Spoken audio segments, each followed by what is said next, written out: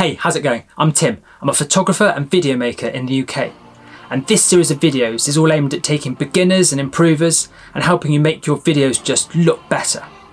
We're going to start with camera shots. Now, not to be confused with camera angles, which is the angle of your camera. Shots are how close your subject is to the camera and why.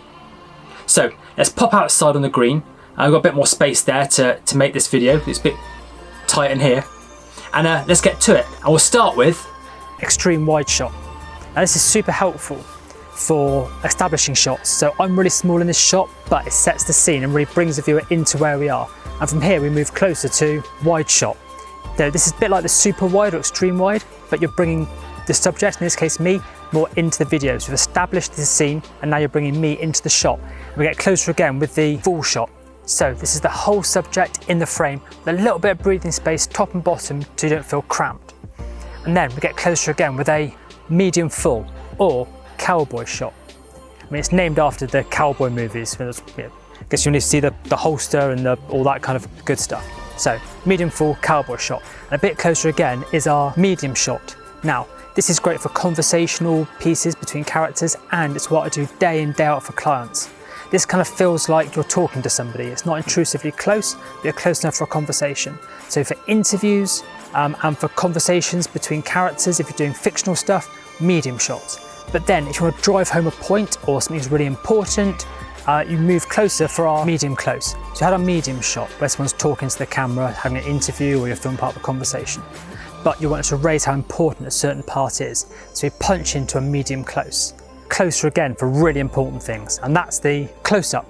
Now, we had our medium shot, which is great for interviewing people, talking heads, and average sort of talking to the camera type stuff. Then, once I highlighted points, it came to medium close. But there's a key point where I drive really home. So we come in for this close-up. Now, it could be something really, really important, like and subscribe to my videos for more of this awesome content. Or it could be that you want to sort of draw more attention to where your character's looking. Now, obviously, I don't do a lot of that sort of fictional stuff, so that was probably terrible acting. And we can get closer again with extreme close-up. Now, this is really for just specific uses, very occasionally as an effect, because right now we are way too close to each other. And maybe you want to draw attention to someone being a bit shifty and looking around. But again, I can't act for crap. So skip straight on to over the shoulder shot. This is really nice for bringing the viewer over the shoulder of your main subject.